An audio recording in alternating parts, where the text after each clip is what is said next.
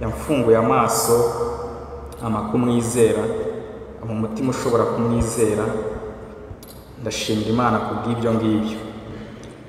Ntabwo ari ukunkiza gusa, ahubwo akomeje no kundera no kurushaho kuntunganya kugeza ku munsi wo kuza kwe, kubera ko njya nisangaho ibintu rwose bidakwiriye kuri we, ariko akarushaho kunyeza no kunsubiza mu nzira no kuntunganya no kumparira gukiranuka rwose kugeza ku munsi wo kuza kwe. Twahoze turi muri Bible study mbwira abavandimwe ukuntu mu minsi ishize umuntu yambwiye amagambo ndamusimbukana, ngeze mu rugo nsanga ibyo bintu rwose ntabwo byari bikwiriye. Ariko bintera gutekereza nyine kuri Dawidi ukuntu we yari umwami, umuntu aramutuka w'umuturage wigendera rwose udafite n'ikintu nyine kinini, cyangwa wabonaga ariko n'umugaragu, ngira ngo niko biri byerekana. Ndeba nyine Dawidi ukuntu w'umwami yavuze ati nimumwihorere n'ubundi sibinkuraho kuba ndi umwami nari imiswe. Ari nicyo ntekereza yatekerezaga muri iyo minsi. Ariko ngewe nyine waho ngaho utari n'umwami utari n'iki, umuntu ambwiye ndamusimbukana mbibwira abavandimwe rwose ukuntu nanjye numva bidakwiriye rwose kuba nasimbukana umuntu gutyo. Ariko nyine nshimira Kristo ko agenda akora uwo murimo muri ubwo buryo. Ntabwo ari ukudukiza gusa, ahubwo arushaho no kutweza, kudusubiza mu nzira, kutubera umushumba rwose, akaduhanira gukiranuka. Uyu munsi rero tugiye kureba ikintu abantu bakomeje kukivuga ndumirwa, nabyo ni igitangaza. Tugiye kwiga ibitangaza mu by'ukuri biri mu byakozwe n'intumwa nk'uko bamaze kubidusomera. Ariko natangajwe n'ukuntu abantu uyu munsi bose batangiye, Joel ibyo bintu yatangiye avuga iby'ibitangaza. Se ndavuga uyu mugabo twateguranye atose agiyeho nawe ati nk'uko Joel abivuze, nanjye rero ngiye kuvuga ni nk'uko Joel na atose wazabivuga. Ni ibintu nabyo ubwabyo bitangaje, ntabwo ari ibintu by'aho ngaho bipfuye kubaho ngaho. Tugiye kwiga uburyo Kristo uzura abapfuye agakiza indwara, niwe uzura imitima akayiha no kwezwa. Icyo nicyo kintu tugiye kureba uyu munsi muri ibi byanditswe. Niba mwibuka muri iki gice nicyo twize n'ubushize, ku cyumweru gishize nicyo Brother Obed yatwigishijeho, ariko hari ibintu bibiri yashyize emphasis. Yashimangiye cyane regeneration, kuvuka ubwa kabiri kwa Pawulo. Iki gice ubundi nicyo gice gishobora gufunga umunwa abantu bajya bakuvuga ngo umuntu nyine ngo ahitamo agakiza, cyangwa mujya mubyumva ngo umuntu ahitamo agakiza. Ubundi nyine ntabwo Imana yabujije abantu guhitamo agakiza, nta nubwo Imana yageze ibwira abantu ngo ntimuzahitemo agakiza, ariko nta muntu ushoboye guhitamo agakiza, nicyo tubona. Rero muri iki gice niho honyine hashobora gufunga umuntu umunwa hakavuga ngo ceceka rwose ibyo urimo kuvuga ntaho bihuriye n'ukuri, kubera ko Pawulo nawe wari ugiye kurenganya itorero ry'Imana yahuye na Kristo. Bimera nk'uko muzi iyo inkoko ibundikiye igi, arangije aramukiza rwose, ari mu nzira agiye kurenganya itorero, ahaguruka ahubwo agiye kubatizwa. Agenda atarimo kubaza ngo none se mwami ko ari wowe urambwira ngo nkora iki, ahubwo aramwihorera. Agenda ageze aramubwira ngo abwira nani ngo genda ubatize uyu muntu rwose, kubera ko yamaze kuba regenerated, yahuye nanjye, yahuye n'umwuka wanjye wera, namuhaye undi mutima mushya, ni umwana w'Imana. Noneho tubona nanone ko nta muntu ushobora kurwanya ubutumwa bwiza. Ibi tuvuga nta muntu ushobora kurwanya ubutumwa bwiza ngo bishoboke rwose. Ubutumwa bwiza buzahora ari ubutumwa bwiza, ababurwanya bazava mu isi babe mu mubiri, ariko ubutumwa bwiza buzahora buhagaze buhamye rwose. Twabonye ko rero ni nk'uko umuntu yatera imigeri kuri ferabeto, imihunda ahubwo undi ni nka ferabeto. Nta muntu ushobora gutera imigeri kuri ferabeto. Urumva nyine akageri kawe na ferabeto nta hantu byahurira. Nta muntu rero watera umugeri ferabeto. Ubutumwa bwiza rwose burihariye kandi buzahora buhamye kugeza iteka ryose, kugeza kugaruka k'umwami wacu, kandi buzahora ari ubw'ukuri rwose. Murabizi ko na Pawulo waburenganyije, waburwanyaga, nawe twabonye rwose umwami amukoramo umurimo kandi aratungana. Uyu munsi rero tugiye kureba hano, dukomereze hano turebe nk'uko bamaze kuhadusomera. Ubundi igitabo cy'ibyakozwe n'intumwa kibamo abantu nyine b'intumwa, ariko hagiye hibandamo Petero, hakibandamo na Pawulo. Petero rero ahera mu gice cya mbere kujya ku gice cya 8, mbere yuko tugera muri iki gice cya 9 twari tubanje igice cya mbere kugera ku gice cya 8. aho hantu ni Pawulo buri main character, ni Petero burimo kuvugwa hejuru y'izindi ntumwa, ari uvuga ari usobanura. Aha mu gice cya 9 rero cyose kugera kuri mu gice cya mbere kugera ku murongo wa 30, ntago ari cyose ubwo ni Pawulo nanone ubugarutsemo none regeneration ya Pawulo. Ariko noneho twagaruka hano kuri murongo tugiye guheraho igice cya 9 umurongo wa 31 kugera kuri 11 ku murongo wa 19. Nanone turongera tugasubirana Petero. Nyuma yaho rero 11 kuri 20 kugera kuri 28:31 twongera tukagarukana Pawulo noneho n'urugendo rwe arimo kubwiriza ubutumwa bwiza bugeze noneho mu mahanga. Rero aba bantu bose uko ari babiri, Petero na Pawulo, bavugaga ubutumwa bwiza, ariko main emphasis ni ukuvuga ngo ibyo bashimangiragaho byabaga bitandukanye. Umwe yashimangiraga rwose yigisha abayuda ubutumwa bwiza, undi akigisha ko ubutumwa bwiza nyine bwagejejwe no mu banyamahanga. Aricyo Pawulo yibandaga kwerekana ngo ubu butumwa bwiza n'abanyamahanga bashobora kwizera kuko biri mu mugambi w'Imana. Uyu munsi rero reka tuze kugaruka turebe, kenshi nyine tujya twumva ibitangaza, kumva ibintu biri extraordinary miracles. Ibi bitangaza ubundi bibereho iki? Uyu munsi nicyo kintu tugiye kureba, bigamije iki? Ninde byerekana ubundi ibi bitangaza? Ibitangaza rero turaza kubona ko nta wundi byerekana uretse nyir'ukubikora. Nyir'ukubikora rero ni Kristo. Turaza kubibona rwose dushingiye hano. Impamvu nta yindi ni ukubera ko ibitangaza bikorwa n'Umwuka Wera nk'uko mubizi, kandi uwo Mwuka Wera Kristo yasize atweretse uko asa, atubwira ibyo azakora n'uburyo azabikora. Niyo mpamvu ibintu byose bitangaje ntabwo twabitwerera Umwuka Wera, kubera ko tubizi neza ko afite ibimuranga. Urugero, iyo dufashe urugero, mujya mwumva nyine ngo Aisha ngo yari umugore wa Muhammad ngo yari umugore wa Muhammad, ngo amufata ngo afite imyaka 6, ngo ku mwaka wa 9 nyine ngo ubushake bw'Imana ngo butuma ngo ashaka ngo Muhammad ngo ashaka ngo Aisha. Ibyo bintu ntitwabitwerera Imana, ngo ntitwabitwerera Kristo. Uzi impamvu? Ni ukubera ko Umwuka Wera yatubwiye uko asa, Imana yatubwiye Umwuka Wera uko asa. Yaravuze ngo ubwo azabayobora mu kuri kose, azabahanira gukiranuka, azabigisha ukuri, kandi azanyubahiriza. Rero bishatse kuvuga ngo ibintu byose bikozwe nk'ibitangaza, ntabwo byose nk'ibintu nyine abantu bavuga ngo ubu ni ubushake bw'Imana, ntabwo twabitwerera Imana ngo twitwerere Kristo, kubera ko Kristo afite uko asa, afite ibimuranga, afite kamere yatweretse, yaduhishuriye. Kandi ibyo bintu byose bikozwe bigomba kuba bihuza n'umugambi w'Imana muri Kristo, bikaba byubahiriza Kristo, ariko bihuza n'umugambi w'Imana muri Kristo. Imana yaduhishuriye muri Bibiliya imigambi yayo, nk'uko Mose yavuga ngo mpishuriye imigambi yayo. Muri Bibiliya niho tumenyera iby'Imana igamije ishobora gukora. Niyo mpamvu ibintu byose twita ngo ni extraordinary cyangwa ibintu by'ibitangaza. Abantu bavuga bati, nahoze ndeba nyine kuri social media ngo umwana ngo w'imyaka 24 arimo gushakana n'abari muri 30 ningahe umugore. Abantu nyine bakavuga ngo Imana ngo yarabitubwiye, nyine ngo batangaye ngo Imana ngo yarabitubwiye ngo nibwo bushake bw'Imana. Bavandimwe, ibi bintu iyo bigarutse nyine bije guhaza irari ryacu n'ibindi nk'ibyo ngibyo tugiye kubibona. Ntabwo ibyo bintu dukwiye kubitwerera Umwuka Wera, ngo tubitwerere Imana. Reka tujye mu gice turebe.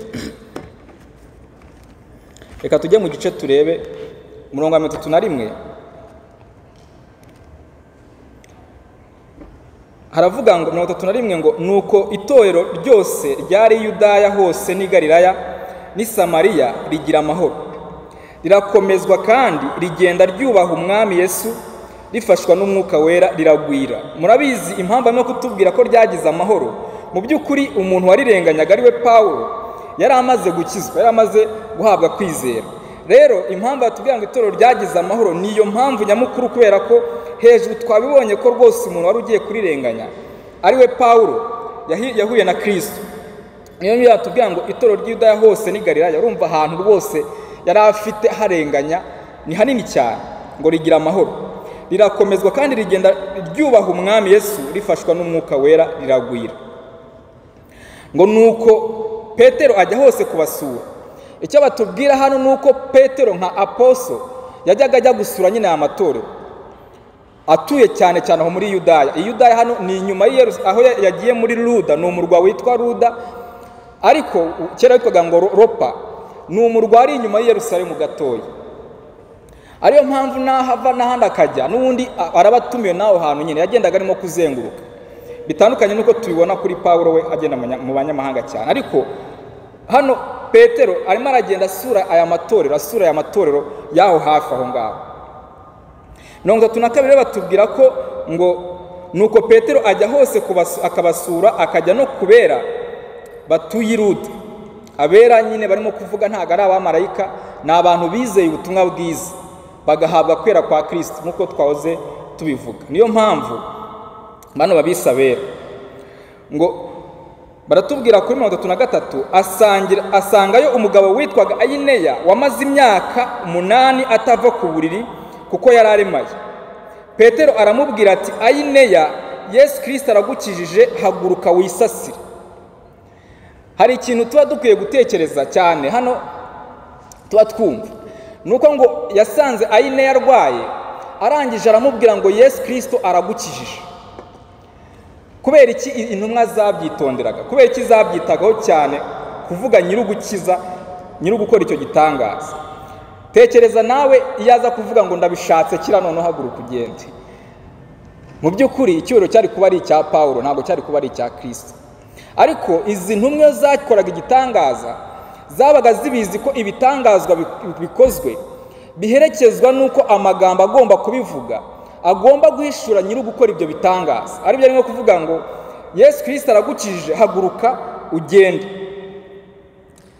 Hari igihe abantu ibitangaza nyine uretse nuko tuvuga guherekesha amagambo, ariko umutima ubiherekeje ibintu runaka bikozwe rwose Imana yikoreye, umutima ubiherekeje ukaba ari umutima uvuga ngo dore rwose ibintu ngewe nakoze, dore ibintu nakoze, dore ubushobozi mfite. Ariko ntabwo ari ukunguka intumwa zabaga ziteye. Yasanze umuntu umaze imyaka arwaye, aramubwira ngo Kristo aragukijije, Ayineya, haguruka wisasire uruburi bwawe. Iyo wigiye hepfo bakomeza kutubwira ikindi. Baratubwira ngo batwereka noneho Petero azura undi muntu witwa Tabita.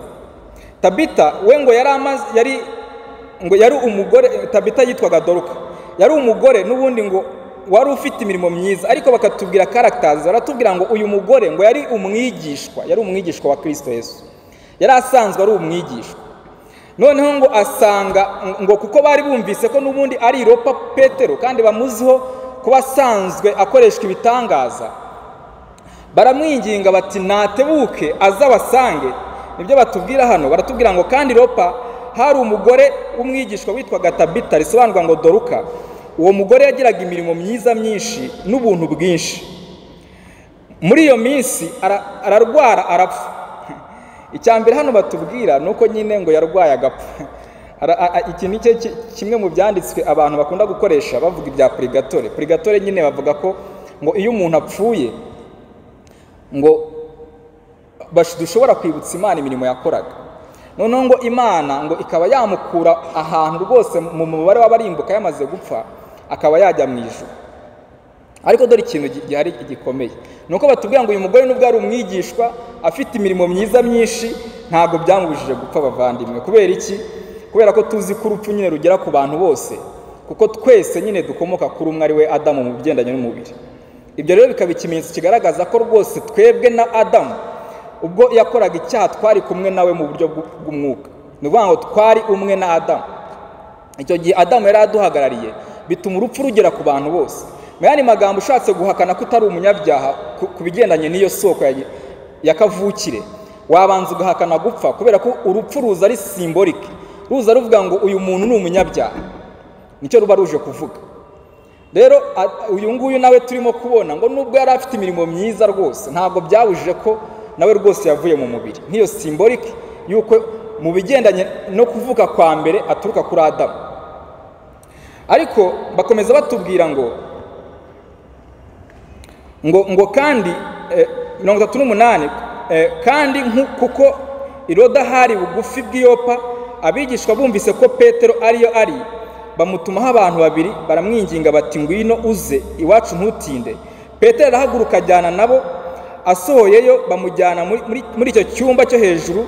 Abapfakazi bose bahagarara iruhande rwe barira, berekana amakanzu n'imyenda Doruka yababoheye akiriho. Petero arabaheza bose, arapfukama arasenga, ahindukira intumba ati Tabita haguruka. Arambura amaso, amubonye Petero arabyuka aricara. Petero amufata ukuboko aramuhagurutsa, maze ahamagara abera n'abapfakazi amubaha ari muzima. Iyo inkuru tubona nuko Petero n'uyu muntu Imana yamuhaye kumuzura, ariko si muhaye kumuzura kubera iki? Reka turebe impamvu Imana imuhaye kumuzura. Ndagira ngo turebe ibyakozwe n'intumwa mu gice cya 3, igice cya 3 umurongo wa 12.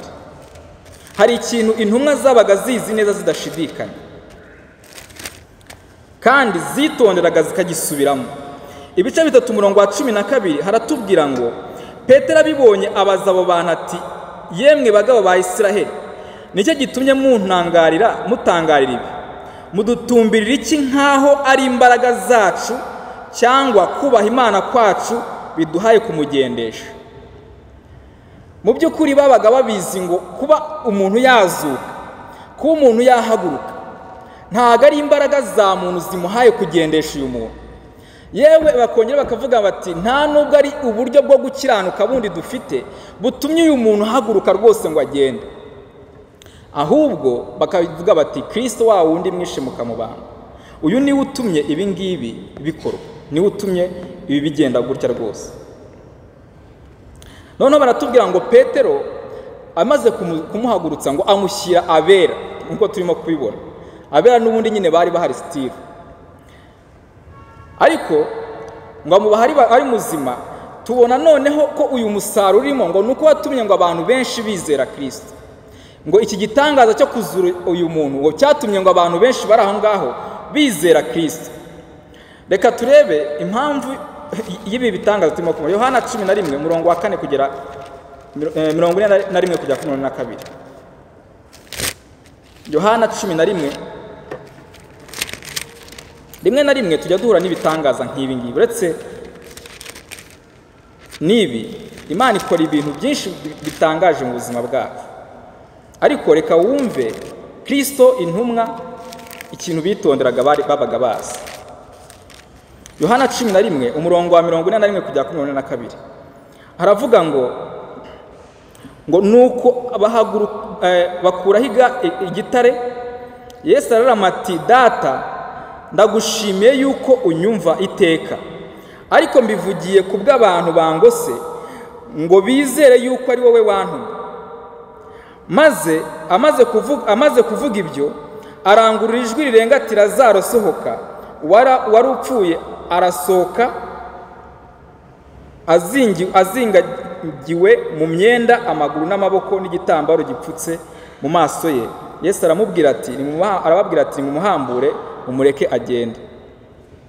Ngiyi impamvu Kristo arayisobanura. Kenshi nitubyitegereza uretse naha no mu bindi bitangaza Yesu yakoze. Iteka iyo Kristo yakoraga igitangaza yasobanuriraga abantu impamvu ibyo bintu birimo kuba, bakamuzanira. Nta gitangaza na kimwe yakoze atigeze asobanura impamvu yacyo. Turebe wenda ku isabato agakora ikintu abantu bakagitangara bakavuga bati ibi bintu bishoboka bite, ukora gute umurimo nk'uyu nguyu ku isabato? Kristo akababwira ati mumenye ko ari njyewe mwami w'isabato, mumenye ko ari njye mwami w'isabato. Umwana w'umuntu niwe washyizeho aya mategeko mureba, niwe mwami w'isabato. Aha rero tubwiraga dusobanura rwose ngo no kuzura Lazaro, ngo ubwanjye ndabizi Data ko usanzwe unyumva, ariko ibi ngibi dore impamvu mbikoze, dore impamvu ibi ngibi bigomba gukora. Ni ukugira ngo aba bantu bari hano bahagaze hano bizere ko ari we wantumye, bamenye ko ari we wantumye. Kuko nyine abayuda bo babaga biga no mu bitabo bya Tora byose, babaga bazi impamvu Kristo azabaje gukora. babaga bazi impamvu izabimuzanye nyamukuru. Hari ibintu hano dukwiriye kubonamo tukabyitegereza. Nta kintu kiri mu isi ushobora gufata nk'impanuka kiri random, n'uvuga ngo gihagaze ukwacyo cyonyine. Ntacyo. Uhereye ku munsi nyine wa mbere Imana irema n'indi minsi yose yakurikiyeho, ibi bintu byose biratondekanye, biri ku murongo. Ubwo Imana avuga ngo habeho isi n'ijuru, ibyo bintu bikabaho. Ubwo Imana avuga ngo ukwezi kubeho, kwari kuje kugira ngo kumurikire isi iyo si n'ijuru Imana yarema. Ubwo Imana yaremaga abantu, abo bantu yari ibaremye kubera nyine impamvu yagiye irema bya bintu by'imbere twabonye. Rero nta kintu na kimwe kiri mu isi kiri cy'impanuka wavuga.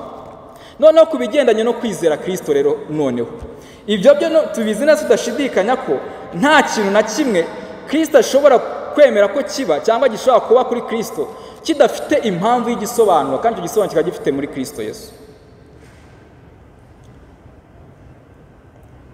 Ariko twebwe nyine tuba tuzi ko ibintu ari impanuka nyine, ukabona ibintu ukavuga ngo ibi bintu birangwiririye.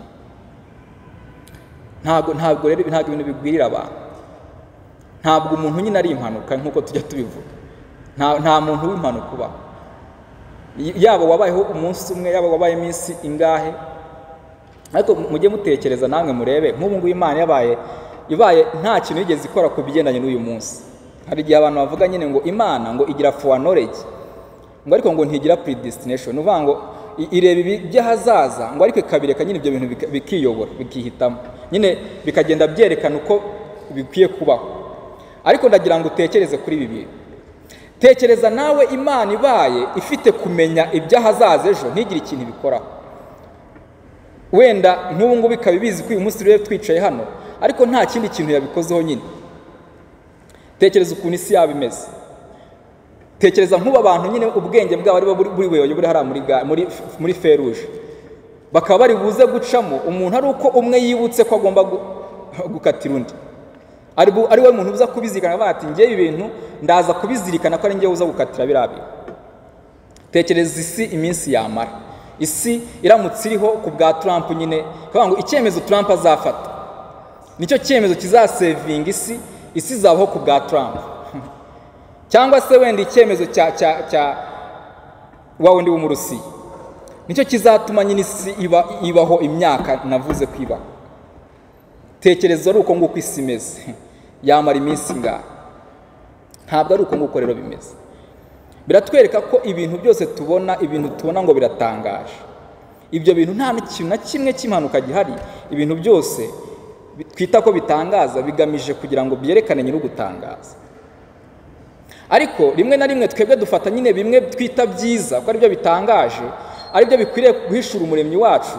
Noneho bya bindi twita bibi byo tukavuga ngo ibi ngibi byo ntabwo bikwiriye guhishura umuremyi wacu. Ariko ibyo bitandukanye cyane n'iby'intumwa zibwiraga.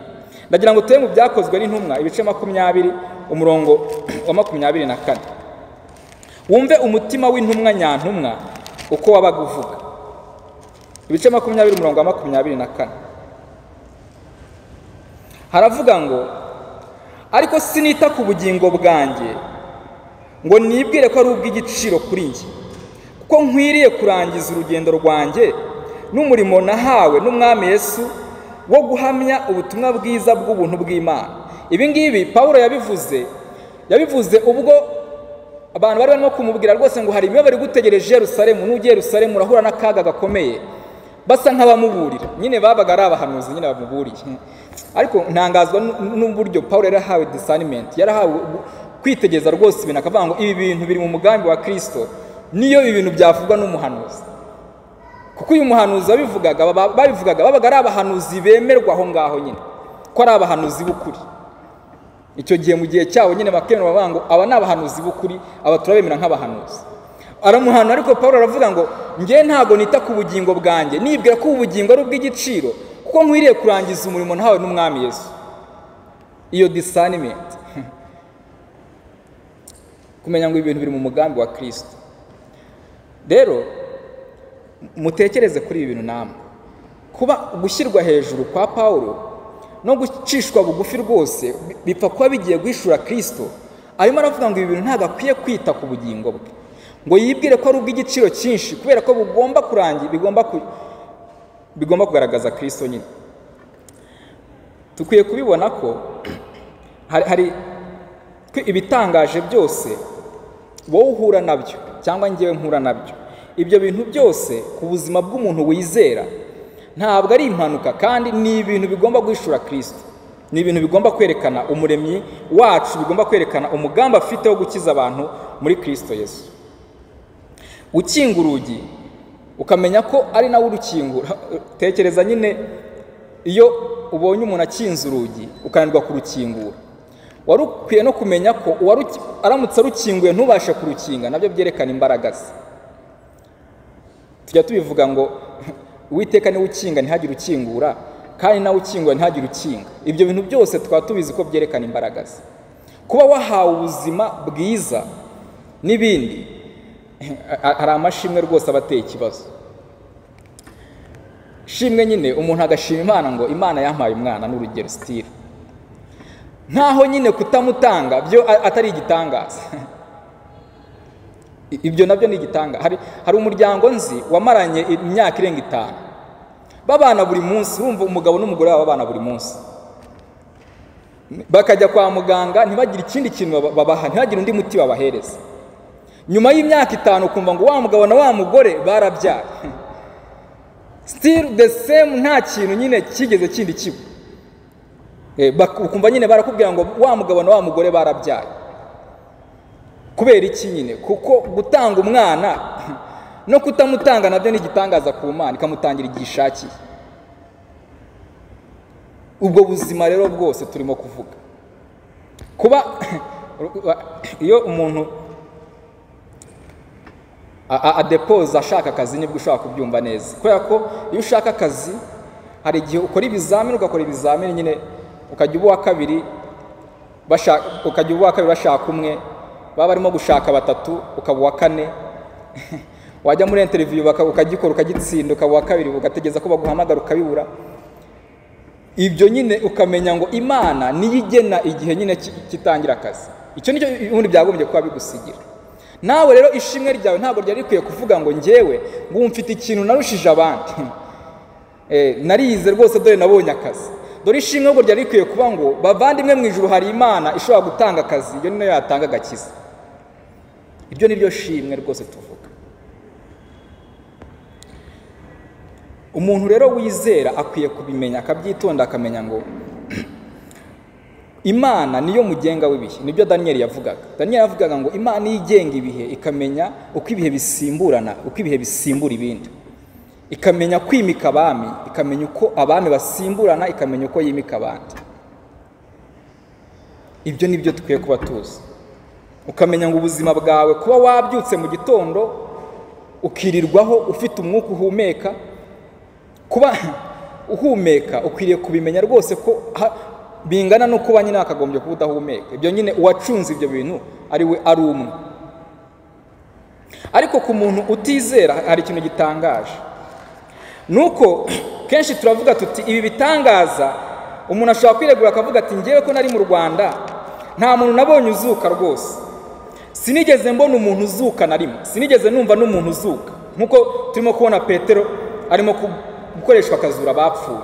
Ariko dore igitangaza gikomeye gihari, nuko kuzura umuntu no kurinda umuntu gupfa, ibyo bitangaza byose bingana. Kuzura umuntu wapfuye no kurinda umuntu gupfa, nabyo ibyo bitangaza birangana, ni ibintu bingana. Ibyo bintu ni ibintu byakozwe n'umuremyi umwe. Nuko kubona urubyaro no kutarubona nko tubivuze ari ibitangaza nabyo bingana. Ibyo bintu kandi byose bikwiye kutwereka ko uhagarika izuba mu kirere, agatendeka ukwezi hariya, agatendeka inyenyeri hariya mu gicu, uwo nguwo ari umwe ufite izo mbaraga, ari we ukwiriye guhamya rwose, ari we ukwiriye kuvugwa. Ibyo ni ibimenyetso byakagombye gutuma umuntu yaremye, Imana yaremye, abaririza akavuga ngo ese umuremyi wanjye ninde? Ninde wandemye? Ninde wandemye? Ninde wandemye? Ninde nyiri guhanga ubuzima? Ninde nyiri guhanga imibereho? Ijambo ry'Imana rabitwereka mu Baroma, ndagira ngo tuhagere gato turebe. Abaroma igice cya mbere igice cya mbere umurongo wa 18 batwereka iby'umujinya w'Imana uhishurwa uva mu ijuru. Kubera iki umujinya w'Imana ushobora guhishurwa uva mu ijuru? Nicyo barimo kutubwira hano muri iki gice. Pawulo ni igice aba arimo avuga yerekana ko abanyamahanga batazi amategeko y'Imana, yewe n'abayuda bazi amategeko y'Imana. Abo bantu bose bakwiriye rwose kumenya iby'agakiza kabonerwa muri Kristo Yesu, bakakemera bakakakira, kubera ko aka gakiza rwose bagakeneye. Nicyo aba yerekana ko abo bantu bose ni abakene ku bigendanye n'agakiza. Mu yandi magambo, bakwiriye kumenya ko rwose ari abatindi bo kubabarirwa kubera impamvu izi n'izi ABCD. Aha rero abagiye kutubwira abanyamahanga, atubwira ba bantu batari abayuda ngo babe bazi amategeko y'Imana, b'abanyamahanga. Aravuga ngo umujinya w'Imana uhishurwa uva mu ijuru, ubyukirijwe ubugome no gucyanirwa by'abantu byose bashikamiza ukuri gucyanirwa kwabo. Gute bashikamiza ukuri gucyanirwa kwabo? Kuko agiye kuvuga ni ukuye, uko agiye kuvuga. Dore ukuri agiye kuvuga bazi, ngo kuko bigaragara ko bazi Imana akaba ari yo ubwayo yabahishuriye ubwo bwenge. Mu kuvuga ngo Imana yabahaye ubwenge bushobora gutuma bamenya ko ari Imana. Mu buhe buryo? Urabizi nyine inka turazizi zishobora kororwa, yajya ibona shebuja ikabira nyine kuko nta bwatsi ifite. N'ihene nayo nuko nguko, n'andi matungo nuko nguko bimeze. Amenya ubwenge, akamenya ngo mfite umwana nabyaye ngomba konsa nkamwonsereza iki gihe. Ariko ku bigendanye n'umuremyi, nuko isi yaremwe n'Imana, ubwo bwenge ntabwo izo nyamaswa zibufite. Rero ngo dore ngo abantu bo ngo bahawe ubundi bwenge bushobora gutuma bamenya ko Imana ari umuremyi w'abantu. Ni ukuvuga ngo hariho umuremyi, hariho ikigendanye no kuremwa, hariho kuremwa k'umuntu cyangwa kuremwa kw'ibintu. Imana ngo yabahishuriye ubwo bwenge, ngo kuko bigaragara ko bazi Imana ikaba ari ubwayo yabahishuriye ubwo bwenge, kuko ibitaboneka byayo ari byo bubasha bwayo buhoraho n'ubumana bwayo bigaragara neza uhereye ku kuremwa kw'isi, bigaragazwa n'ibyo yaremye kugira ngo hatagira icyo kwireguza. Ni ukuvuga ngo ubushobozi bw'Imana butaboneka nibwo bubasha bwayo, kandi ngo biri kiriya, ibyo bintu biragaragara neza uhereye ku kuremwa kw'isi, ngo bigaragazwa n'ibyo yaremye. Niyo mpamvu nyine umuntu areba isi n'ijuru, akareba uburyo isi itendetse nyine ahantu, akanabyiga. Umuntu akamubwira ati ngewe navumbuye ko hari umuntu umwe ujya uvuga nyine ukuntu nyine ngo abantu bavumbura ibintu Imana yavumbitse, bagahita bavuga ngo nyine ngo bavumbuye. Umuntu akaba avumbuye ngo isi nyine akaba igitangaza, akikomera mu mashyi ngo navumbuye isi, kandi isi n'ubundi isanzwe ihari. Cyangwa ngo navumbuye ahantu ngo niri turuka. Mu by'ukuri niri irahari, isanzwe ihari, nta kintu gishya wavumbuye, ahubwo wabibonye wenda dutanze kubibona, wanabyita urabikurikirana, ariko nta kintu gishya gitangaje wabonye mu by'ukuri. Ahubwo ibyo bintu birahari, bisanzwe bihari. Rero iby'ijambo hano ritwereka yatubwira ngo ibitaboneka nibyo bubasha bw'Imana bugaragara, kandi ngo biragaragara neza uhereye kuremwa kw'isi. Umuntu wese witegereza ufite amaso ngo aravuga ngo nta muntu ushobora gutendeka ririya zuba hariya hantu, nta muntu ushobora gutendeka ukwezi hariya hantu, nta n'umuntu ushobora gutendeka inyenyeri hariya hantu. Ibyo bintu ngo umuntu akaba abizi neza ko ubwo bubasha bw'Imana butagaragara, we abona rwose atabiheza, nibyo bushobozi bw'Imana. Still noneho bakatubwira ngo nkumva ikintu kivamo gikomeye ku mutima wa kamere, uhereye ku kuremwa kw'isi bigaragazwa n'ibyo yaremye, kugira ngo batagira icyo kwireguza.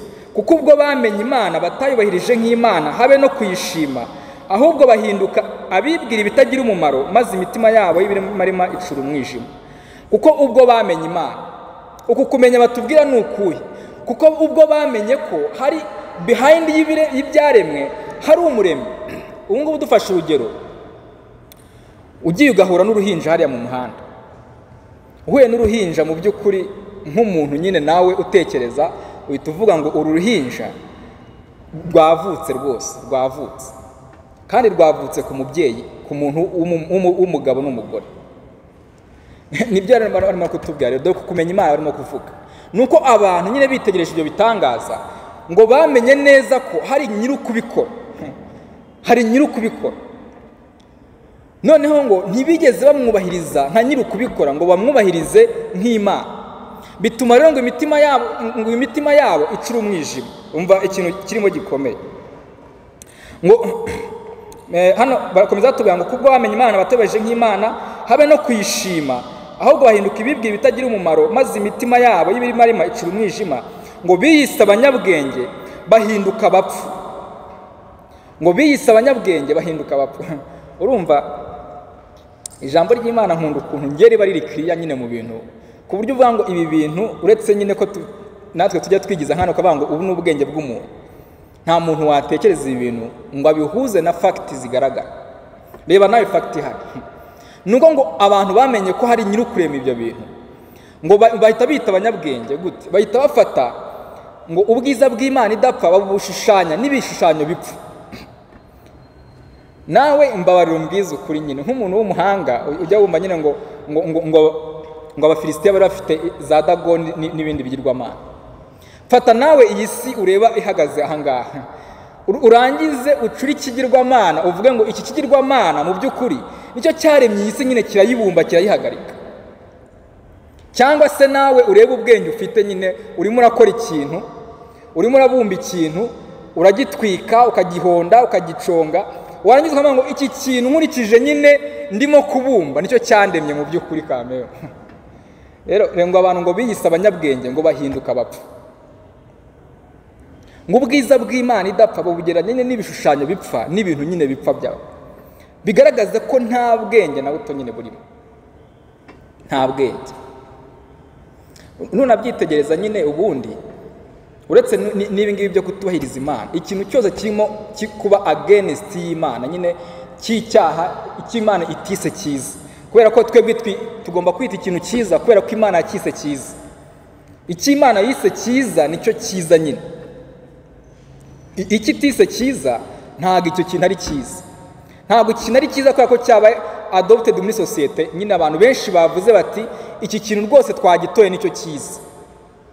Nyine uzareba hari amategeko atorwa n'abantu, ariko ayo mategeko nayo washyira muri logique ugasanga nyine ayo mategeko arimo ikibazo, ugasanga arimo ikibazo nka abortion mu rugero.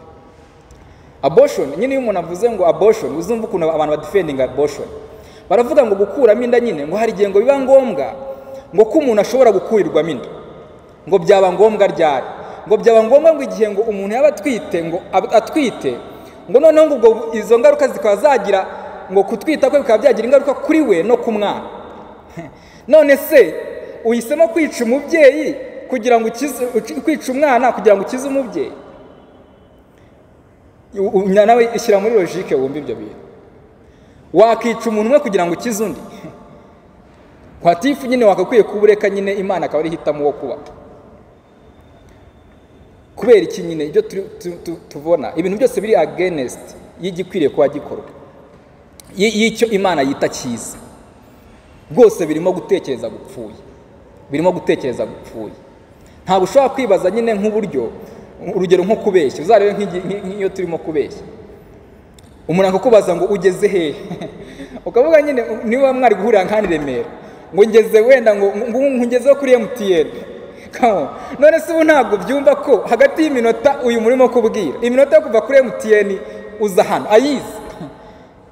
Niba urimo kuva kwa Rando ukaba ugeze kwa Rando uramugeraho n'ubundi ayibona kwakererewe, iyo minota arimo arayibara, urahagera kubaze ngo kubera icyo bakererewe urongera ubeshya ikindi still n'ubundi, ariko araba kubona nyine ko mu by'ukuri nta bwenge burimo. Rero nibyo arimo kutubwira hano gatoya ngo abantu biyise abanyabwenge bahinduka abapfu. Kubera iki? Kuko nyine ubwenge buzima ni ubungubu bwo kumenya umwami nyirukurema, ukamenya n'ibyo icyo yise cyiza kuba cyiza. Ariko bakomeza batubwira ibindi noneho byavuyemo ngo bise abanyabwenge bahinduka abapfu. 23 maze ubwiza bw'Imana idapfa babuhindura ibishushanyo by'abantu bapfa n'iby'ibiguruka n'iby'ibigenza amaguru ane n'iby'ibikururuka. Noneho wumve gutandukana k'umuntu n'Imana ikintu cyavuyemo, ikibazo cyavuye mu gutandukana n'umuntu n'Imana. Avango byo cyatumye Imana ibareka ngo bakurikize iby'imitima yabo yarikira, bakora ibiteye isoni bononana imibiri yabo. Nyine ngo umuntu watandukanye n'Imana noneho ngo asigara ayobowe na kamere ye, n'uvuga ngo ayobowe n'ibyo ararikiye, akavuga ngo njyewe dore ikintu nshaka ni iki ngiki. Wamubaza ngo kubera iki ukora ibyo ngibyo, akakubwira ngo njyewe ibintu niko mbishaka ndamaze. Umuntu Imana yaremye yari asigaye ayoborwa n'ibyo ashaka, nyine akora ibintu kubera ko we nyumva nyine ibyo bintu ariko abishaka, ngo ayoborwa n'irari rya kamere y'umutima we. Ibi nibyo nyine biyoboye abantu. Ubundi umuntu ntabwo yakagombye mu by'ukuri kuba ayoborwa n'ibyo ashaka, kuvuga ngo ngiye ndashaka ibi nibyo nshaka, ahubwo umuntu yagombye kuba ayoborwa no kuvuga ngo ubu nibwo bushake bw'Imana. Imana ishaka ko nkora iki, Kristo ashaka ko nkora iki. Ngo 25, kuko baguraniye ukuri kw'Imana gukurikiza ibinyoma, bakaramya ibyaremwe, bakabikorera kubirutisha Imana rurema, ariyo ishimwa iteka ryose. Amen. Dore rero ikibazo gihari noneho hano, ntabwo ikibazo mu by'ukuri byari ukwita Imana rurema nk'uko nyine ba John Mugabo bajya babivuga ngo Imana y'u Rwanda ngo ni Imana rurema. Nyine ntabwo icyo kibazo twari dufite ko Imana yitwa Imana rurema, ahubwo dore ikibazo ni uko nyine iyo Mana rurema batayubahirije nk'Imana rurema. Kubahiriza umuntu bivuze iki uramutse wubahirije umuntu? Ni ukuvuga ngo ngewe nje nkakubahiriza wowe nk'umuntu nk'ukuri, nabigenza gute? Naza nkabanza nkamenya ibintu ushaka ni ibiki ushaka ubundi. Ese urashaka ko nkora iki? Uko niko kubahiriza tuvuga. Ntabwo rero ari ukwicara ngo tuvuge ngo Imana rurema yari ihari, ni Imana yaremye u Rwanda, ngo niturangiza ngo tuvuge ngo okay, ubwo Imana yaremye u Rwanda rero ikaba ihari ari Imana rurema, ari Imana y'Abanyarwanda, reka noneho twebwe tubeho nk'uko dushaka. Ntabwo ari cyo ngicyo bisobanuye. Ikibazo kirahari kirikiya cyuko Imana umuremyi, twese tubivuga twavuga ngo hari Imana umuremyi waremye ijuru n'isi, ntabwo twigeze tuyubahiriza nk'Imana umuremyi w'ijuru n'isi. Hano noneho izi ngaruka bakomeza bazirondora, bakarondora ingaruka bakagera bavuga bati niyo cyatumye Imana ibareka ngo bakurikize iby'imitima yabo yari, bakavuga ngo 25 niyo cyatumye Imana barekera kurarikira ibyonona. Umuntu nyine agakurikira ibintu byonona kandi abizi ko byonona. Urugero nyine umuntu uzumva barimo kukubwira bati nyine uburyo barimo gutaka uburyo kunywa inzoga ari ibintu byiza, nta gitekerezo ngo ushobora ngo kugira ngo uticaye mu kabari. Ibyo bintu byose nyine ari uko nguko bimeze. Ibyo bintu turabizi ko ibyo bintu nyine byonona. Nta muntu utabizi neza ko inzoga uzinywa ugasinda zikagutera ubukubaganyi, zikagutera gusambana bigatera sida igatera izindi ngaruka zose. Ibyo bintu nta muntu utabizi. Ariko ngo umuntu watandukanye n'Imana akurikiye ibintu byonona kandi abizi ko byonona. Nyine ngo kugera ku rwego noneho umutinga, nyine abantu batingana, ngo imibiri igatandukanywa n'uburyo iyo mibiri ibyo yagenewe kubikora. Ndagira ngo mwumve ikigero kwangirika kwa muntu kuriho. Noneho bagakomeza batwereka ngo kandi ubwo banze kumenya Imana, nicyo cyatumye Imana ibareka ngo bagire imitima yabaye akahebwe, bakore ibidakwiriye. Kugira umutima wabaye akahebwe, umuntu watandukanye n'Imana ngo aba afite umutima wabaye akahebwe. Umutima wabaye akahebwe ni umutima umeze gute? Ni umutima nyine udashobora gukosoreka. Iyo barimo kuvuga Bibiliya ivuga ngo umuntu aciriweho iteka ngo kuko atizeye Kristo, ni ukuvuga ngo urwo rubanza ubundi bavuze ngo urubanza rwaciriweho iteka, ntabwo ari urubanza ruba rusubirwamo. Urubanza rwamaze gufungwa rukaba sealed, ntabwo barujuririra. Nibyo Bibiliya ivuga ngo umuntu utizera Kristo nyine urwo rubanza rwaciriweho iteka, igihano cyarwo kirazwi. Umutima wabaye akahebwe ni umutima nyine udakosoreka. Iyo umuntu arimo kuvuga ngo ubwo umuntu ashobora gutekereza nyine akisubiramo akikiza, ntabwo wumva icyo umutima wabaye akahebwe bisobanuye. Umutima wabaye akahebwe, iyo bavuze ngo uyu mutima twarawuhebye, uyu muntu twaramuhebye, ni ukuvuga ngo ntabwo bisubirwamo, akeneye izindi mbaraga nyine zindi. None baravuga ngo uretse noneho no kubikora ngo bashima abandi bantu babikora. 32 ngira ngo 31 32, nubwo bamenye iteka ry'Imana yuko abakora ibisa bityo bakwiriye gupfa, uretse kubikora ubwabo gusa bashima n'abandi babikora. Ngo abantu rero batandukanye n'Imana ngo uretse noneho no kuba bakora ibyo bintu, ngo bashima noneho n'abandi bantu babikora. Tekereza nawe kubuza igihano Imana yageneye ibintu. noneho warangiza wumve kwigomeka kwa muntu ikigero kuriho, ugashima noneho umuntu wigometse. Uzabibona nyine kuri televiziyo n'ahandi, umuntu nyine views, uzaba ufite views nyinshi, ibyo ni ibintu uzibonera, uzaba ufite views nyinshi muri izi ndirimbo, ni umuntu rwose ugomba kuba yarashatse clip agashyiramo abantu bambaye ubusa, nyine nibwo bantu barebwa, nyine nibo bantu barebwa. Umuntu nyine abantu bita umugabo, ninde bita umugabo? Umuntu bita umugabo ni umuntu ushobora kuba umugore we rwose atamuvugira, cyangwa se umugabo, umuntu bita umugore nyamugore ni umuntu nyine umugabo adakosora, nyine udaca bugufi, udacira bugufi umugabo, uwo niwe mugore. Abantu bashima bya bindi nyine nuko nguko bimeze. Ariko se bavandimwe, ibi ngibi turabirebera iki? Turabirebera ko uyu mutima wa kamere warahabye ku rwego rw'uko udashoboye kwikiza, ku rwego rw'uko udashoboye kwikiza, warahabye ku rwego rw'uko udashoboye kwikiza. Nawe tekereza ko ibi bintu turimo kubona, ibi bitangaza tubona,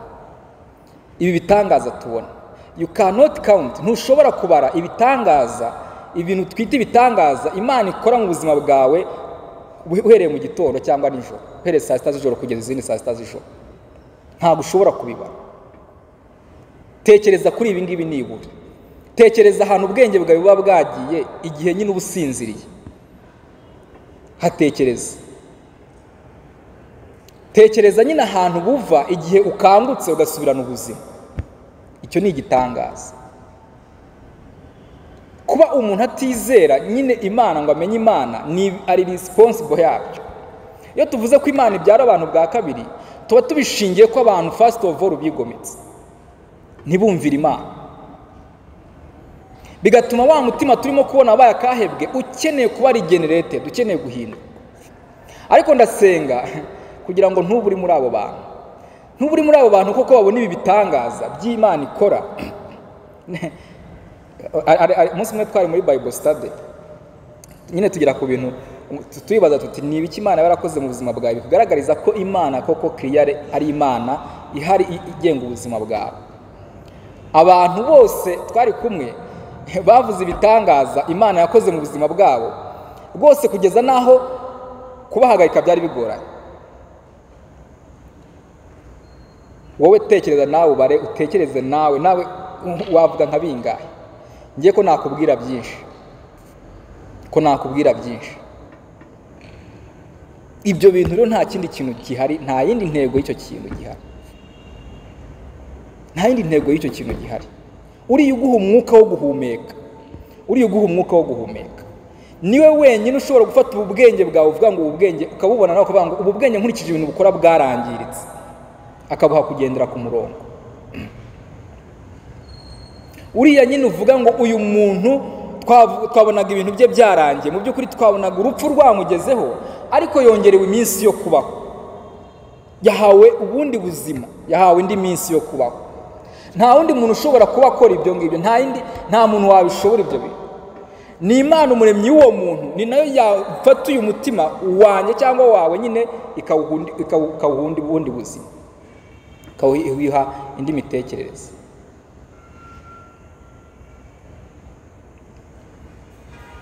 Ibi bintu byose ijambo ry'Imana rirongera rikagaruka rikatubwira ngo ku munsi w'amateka bizaba ari umushinjacyaha,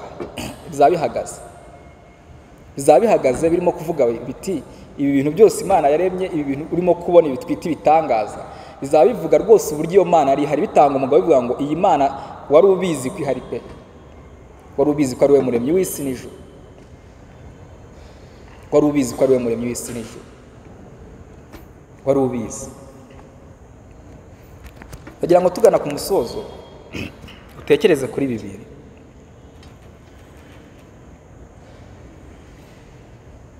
Ibimenyetso byatuma twizera ko Yesu ahari, ko Yesu ari Kristo, ibimenyetso byatuma twizera ko Yesu ari Kristo, ibyo ntitubishidikanyaho rwose, birahari pe, ntitubishidikanyaho. nta wahera mu by'ukuri uvuga neza werekana uhinyuza rwose ko umuntu atari umunyabyaha. Icyo nicyo kimenyetso fact number 1. Nta hantu wahera ubigaragaza uvuga ngo njyewe ndabibona ko uyu umuntu waremwe akavuka ku mubiri akambara umubiri si umunyabyaha. Icyo si ikintu abantu bakwiriye kuba bashidikanya. Ni ikimenyetso kigaragara, ni fact number 1. Kubera ko mu minsi ishize nyine hari inkuru zimwe na zimwe zajya zica kuri social media, tukabona nyine nk'umuntu ngo yikinishije ngo akoresheje icupa. Abantu nyine bakavuga bati ibintu yabikoze gute, yabikora gute, bimeze nyine bamutera amabuye bose. Uzi ikintu bivuze ibyo bintu? Biravuga ngo ibi bintu nyine ndabibona ko ari ibyaha, nicyo bivuze nyine. Ntabwo ibyo bintu byavuzwe n'abakiranutsi ngo bivugwe n'abantu bakijijwe, bavuga ngo batinyuka gute, ninde ukora ibi bintu, yabikoze gute, kuki ibintu bigiza nkana. Oya, ibi bintu byavuzwe n'abantu rwose bo banasambana uretse no kwikinisha, nibo banabivuze. Bigaragarira amaso ya buri muntu wese akavuga ngo ibi bintu ni ibyaha, umuntu ni umunyabyaha rwose, umuntu ni umunyabyaha, uyu muntu yagomeye Imana. Iyo niyo fact number 1. Ikindi cya kabiri nyine tujya tuvuga ko umuntu ngo yakizwa wagerageje kuba umuntu mwiza. Ibyo bintu ngira ngo mu cyo kinyoma mujya mu cyumva. Turi muri Sunday school nabajije abana nyine, ese nkumutekereza ko ari gute umuntu yajya mu ijuru. Uzi ikintu bavuze? Baravuze ngo ngiye numva rero ku munsi w'imperuka Imana izazana balance imeze nk'umunzani. Umunzani murabizi nyine hari iminzani umwe ushyira hano ikintu ugashyira hano ikindi bikabalance, ugahita umenya ibiro bifite. Tuvuge niba hano hariho ibuye ry'ibiro 2, hano ugashyiraho isukari y'ibiro 2, bigahita bibalance. None umwana avuga ati ngiye ndumva Imana izabalansinga igashyira hano nyine ibintu bibi umuntu yakoze, igashyira n'ibintu byiza hano. Wagira umwaka bigahengamira ahantu wakoze ibintu bibi, ukaba urimbutse biragiye. Wagira gutya rwose ukabona umunzani uhise ureba hejuru, ukavuga uti ngiye mu ijuru. Umwana yarantangaje, afite logique iri hejuru. Ariko dore ikintu gihari bavandimwe, ngaho nawe mbabarira umbwiza ukuri. Ubwo ibyo bintu twakirwa dupima koko, umbwije ukuri, ni ibintu twakirwa dupima. Ubu twakirwa dupima ngo ibintu umuntu byiza yakoze n'ibibi tupime turebe ikintu kiruta ikindi. Uwo muntu ninde twajya gupima? Ni papa se? Reka tuvuge ko ari papa, niwe bajya bita ngo nyir'ubutungane gusabira isi yose umugisha. Papa arabyuka akareba amakuru, sibyo? Cyangwa akagira ngo kuko ntago yamenya ibintu bibera ku isi nyine atarebye amakuru. Ava ku makuru koko acumuye kanga. Niba tugiye kugeranya nyine amakuru yarebye no gusenga, sibyo? Ava ku makuru acumuye kanga. Oya reka dufate wenda nkawe, wenda wowe tuvuge kuri umuntu mwiza. Urabyuka mu gitondo ya telefone, uva kuri telefone, sibyo? Niba tugiye kugeranya kuri ya telefone no gusoma Bibiliya, uva kuri telefone koko ibyo wibwiye byo gucyaruka ari bingahe, ibyo none ugasoma Bibiliya. Uzi ko niyo usoma Bibiliya nabwo urimo gukora ibyaha rimwe na rimwe, kubera kamere nyine yangiritse. Uyisoma ukavuga uti nka cya Goliyati nk'ubu ngubu kweri nk'iki kirimo kurwanya ubwoko bw'Imana. Kumbi ntumenye ngo nawe nuko nyine nari Goliyati, nawe ari Goliyati utarizera. Goliyati se niki? Goliyati arimo ararwanya amasezerano y'Imana. Iby'Imana yavuze ko ari byiza yasezeranije, yavuze nyine ko ubwoko bwa Isiraheli ari ubwoko nyine bwayo yitoranyije kugira ngo izerekane misi agakiza. None Goliyati arimo ararwanya ubwoko bw'Imana. None se wowe ntago bizi ko arwanyaga amasezerano y'Imana? Bakubwira ngo umuntu akizwa no kwizera Yesu Kristo, ukavuga ngo ibyo gusa noneho. Ubwo se we na Goliyati utundariye. Niba Imana yagennye ko izakiza abantu bakishije kwizera, wowe ukaba ubirwanya buri munsi. Niba na Goliyati birwanyije nk'abantu iminsi itarenze 40. Nyine tukaba turi aho ngaho tumeze aba bantu batumva ubwoko butumva.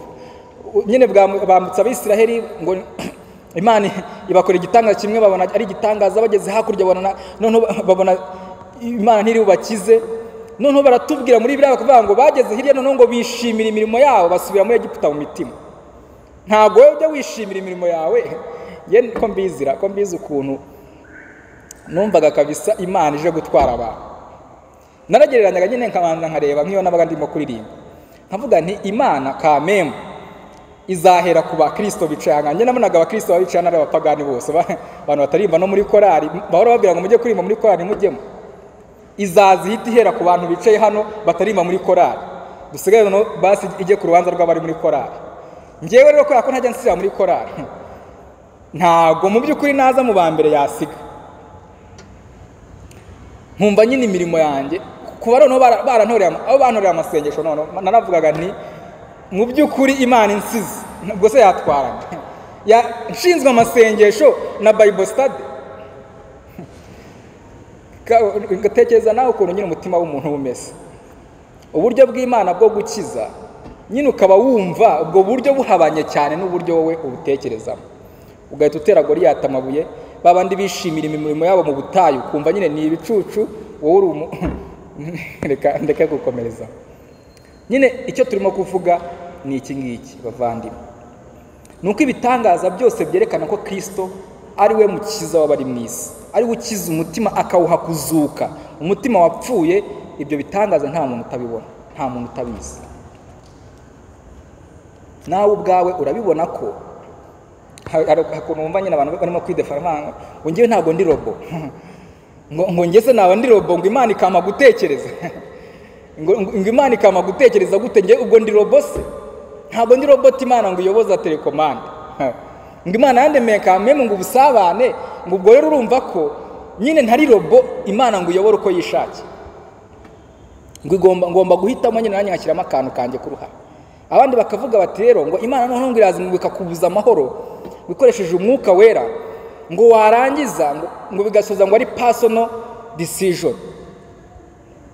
Bavandimwe reka nkubwire, sinzi ibyo wita kubuza amahoro umuntu, ngo Imana ngo yaza nyine ngo ikabuza, ngo umwuka wera akaza akabuza amahoro umuntu.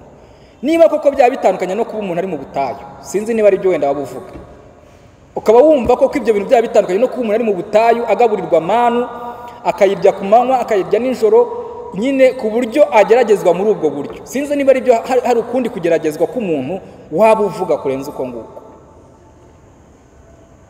Umutima wa kamere ibitangaza ubona, gukira kwawo gukeneye imbaraga za nyiri ukumurema, nk'uko turimo kubibona kuri Pawulo, nk'uko turimo kubibona Petero arimo kuzura uyu muntu. Uwo nguwo uzi uwo muntu rero niwe uha uwo muntu kwizera agamuha no gukizwa. Ndagira ngo rero mbere ko dusenga usuzume iki kintu. Nk'uko urimo kubyumva, abantu bazuwe koko bashobora kwizera, ariko dore ikibazo gihari, nuko noneho abantu batizera. Iyo niyo personal decision turimo kuvuga, niyo personal decision. Ndagira ngo nkubaze uhitamo iki wundi wo muri iyo personal decision turimo kuvuga y'abatizera. Ntago ari uko byaba bimeze. Ufite izi mpamvu zindi nyinshi nyamukuru zitarondoreka, uvuga uti hari umwana muri segonderi twiganaga kabisa yakundaga, yajyaga asenga, yari umusinzi ariko nyine twagiraga muri doma agaca ibintu agasenga yasinze arimo gusenga Imana. Bati ngewe kabisa ngenda umwana w'Imana, ibintu nk'ibyo ngibyo. Ntiwaba ufite impamvu nyinshi, ntiwaba ufite impamvu nyinshi, ufite nyinshi zibusanya n'uyu mugambi w'Imana w'agakiza turimo kubona. Uyu nguyu wazuraga abantu akabaha guhaguruka, abantu bakabibona ko ari we mukiza w'abari mu isi koko. Ntiwaba ufite impamvu nyinshi udashobora kurondora zishobora gutandukanya n'uwo mugambi w'uburyo akizamo abantu. Uburyo bwose wabivugamo. Abantu bazarimbuka buriya rero bafite impamvu nyinshi bitwaza. Bamwe baravuga bati ngewe ntabwo none uvuga ati ngewe mbabara rwose wimbwiriza ibyo bintu byawe byinshi ntazabazwa byinshi. Nyine ngo ku munsi imperuka ngo azitwaze ngo ntabwo yigeze yumva ngo byinshi, ngo ntabwo rero akwiye no kubazwa byinshi. Kwirengagiza kumva rero itegeko. Dufashe urugero nk'ubu ngubu abanyamahanga bari mu Rwanda, aje rwose akagonga umuntu akagonga umuntu, itegeko ryo mu Rwanda riramuhana kubera ko agomba kumenya amategeko y'ahantu ari. Ignorer loi, baravuga ngo ne pas connaître la loi c'est ignorer la loi. Kutamenya itegeko ni ukuryica. Ntiwava Nyamasheke ngo uvuge ngo njyewe nari Nyamasheke ntago nzi ibintu by'imikindo yo muri Kigali, none nawugonze mu mbabarira, maze icyumweru cyose Nyamasheke cyangwa maze imyaka yanjye yose nibera Nyamasheke, kandi wagombaga gutwara uzi nyine ibintu by'i Kigali. Uko rero niko nyine umuremyi hano arimo kukubwira ngo wowe waremwe uri ku isi ubizi, kumenya byose, ukamenya nyine, ukamenya iyi miterere y'isi, ukamenya kuyigenzura, ukamenya kwiga, ukamenya ishuri ryiza, ukamenya ibintu byiza. Iby'agakiza byo bimeze bite? Iby'agakiza bimeze bite? Ntabwo twarunduye ibyo bitangaza turimo kubona, ariko nawe urabizi ubuzima bwawe bwa buri munsi. Urabizi ko nyine kuba ubumbura akanwa ukarya ari igitangaza, kuba utekereza ari igitangaza, kuba urinzwe ntupfe bimeze nk'uko Imana nyine yazuye undi muntu. Urabizi nyine ko kuba ugenda mu muhanda ukabona imodoka iguciyeho ukavuga ngo nari mfuye we, icyo nyine ari igitangaza. Ibyo bintu nyine ntabwo bishidikanyaho, urabizi.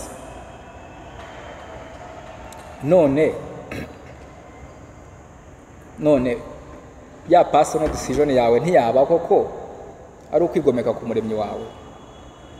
Ariko ufite ubwenge, uyu munsi ubwenge waba ufite ugihumeka, ukwiriye kwinginga uyu muremyi wawe ngo hari nk'uko yazuraga abapfuye nabishima nawe rwose agukiza. Nkunda umuntu wari ubembye ngo Yesu amaze kwigisha ku musozi amanutse muri Matayo igice cya murongo wa mbere, ngo yavuze ngo mwami wabishaka wankiza, ubishimye rwose wankiza mwami. Ngo arangije aramubwira ngo ndabishaka kira. Ubu bwenge rero ufite ndabizi ko bushoboye ibyo bintu kubitekereza. Umutima ushobora kuwugenzura rwose ukawumenya, ariko mu bwenge ufite koko umwuka niba kugendeye umugoroba ushobora gutaka nk'uyu mubembe nawe ukavuga ngo mwami wabishaka wankiza.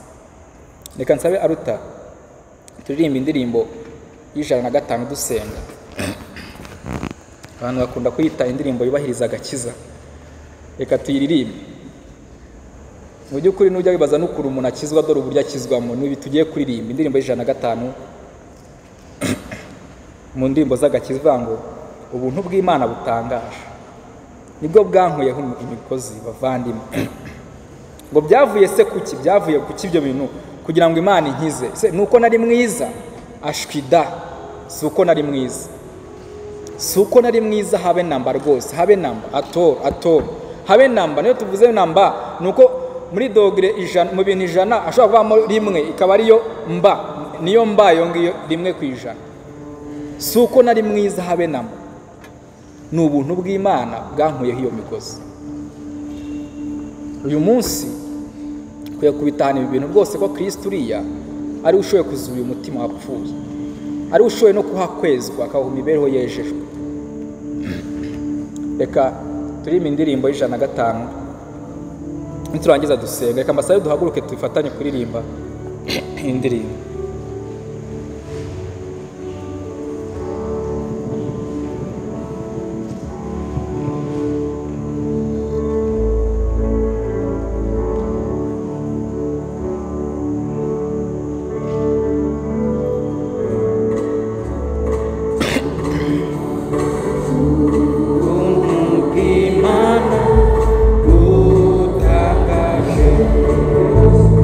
Imboga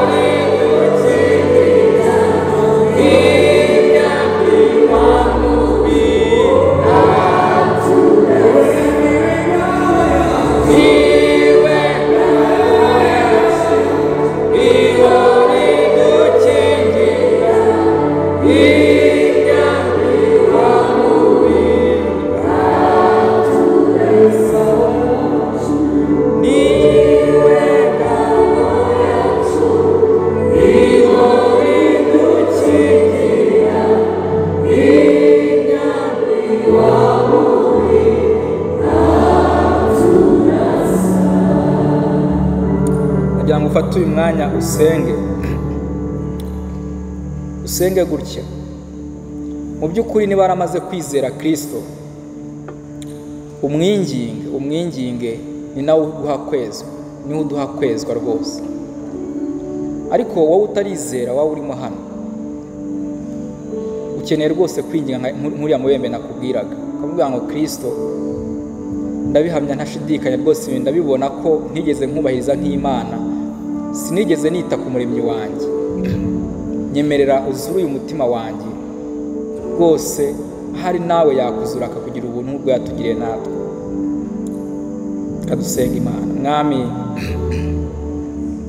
turagushimira rwose ko ari wowe mukiza w'abari mu isi, ari wowe uzura imitima rwose yapfuye, nk'uko Mwami wazuraga rwose abantu kugira ngo bihamirizwe rwose, babone picture Mwami Imana y'uzura abantu ko azura n'imitima. Turakwinginga Mwami kugira ngo uduhe no kwezwa rwose Mwami. Reka duhanagurwe rwose, duhanagurwe nawe Mwami, duhanagurwe imyanda yose, uduhe imitima rwose ihura n'imigambi yawe Mwami. Iyi mitima Mwami igera mu kirenge cy'intumwa rwose z'ukuri zatubanjirije, zavuga ngo ntizibwira ko ubuzima bwazo ari ubw'igiciro iyo zibigereranyije Mwami no kugendera mu mugambi wawe Kristo. Turakwinginga Kristo kugira ngo ukore umurimo ukomeye mu buzima bwacu Mwami.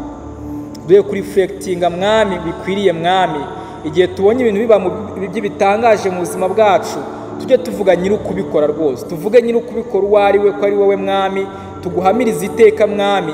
Tube twiteguye kuvuga ko Mwami, ko kuba twarwaye Mwami nabyo Mwami Imana rwose ari wowe urinda abantu kutarwara, ari wowe abantu Mwami, ariko ikiruta byose Mwami tuvuge ko ari wowe ukiza indwara y'imitima Mwami. Duhe rwose igihe Mwami Imana tubona ibintu bidashoboka, tuvuge neza Mwami ibyo bintu rwose ko ari wowe Mwami nyiri ukubikora Mwami, ko ari wowe uca inzira Mwami mu kidaturwa, ugatembesha amazi mu butayu, ko ari wowe Mwami wasuka amazi y'imigezi y'ubugingo mu mutima w'umuntu Mwami waguye umwumwa. Mwami Imana turakwinginga, nk'uko ibyo bintu rwose bigereranyika rwose bikaba kimwe kigishura ikindi, turakwinginze kugira ngo bishusho Mwami yose yongere kuguhishura Kristo Mwami. Amashimwe yacu yahindure Mwami, areke kuba amashimwe Mwami Imana yo kwishyira hejuru n'icyuro cyacu, ahubwo aba amashimwe Mwami avuga iby'umurimo wawe, avuga iby'agakiza kabonerwa muri Kristo, avuga Mwami ibyo gukira kubonerwa Mwami ku musaraba Mwami. Reka ubuntu bwawe bukomeze kubana natwe Kristo, ukora umurimo ukomeye mu buzima bwacu kubw'ubuntu bwawe. Amen. Niba hari umuntu rwose wumva ko Imana hari umurimo ikoze mu mutima we, akumva akeneye kuba umwigishwa wa Kristo, tugira discipleship class, ushobora kureba abayobozi b'urubyiruko dusoje, ugafatanya na bene data gukomera muri Kristo Yesu. Imana ishimwe uyu mugoroba.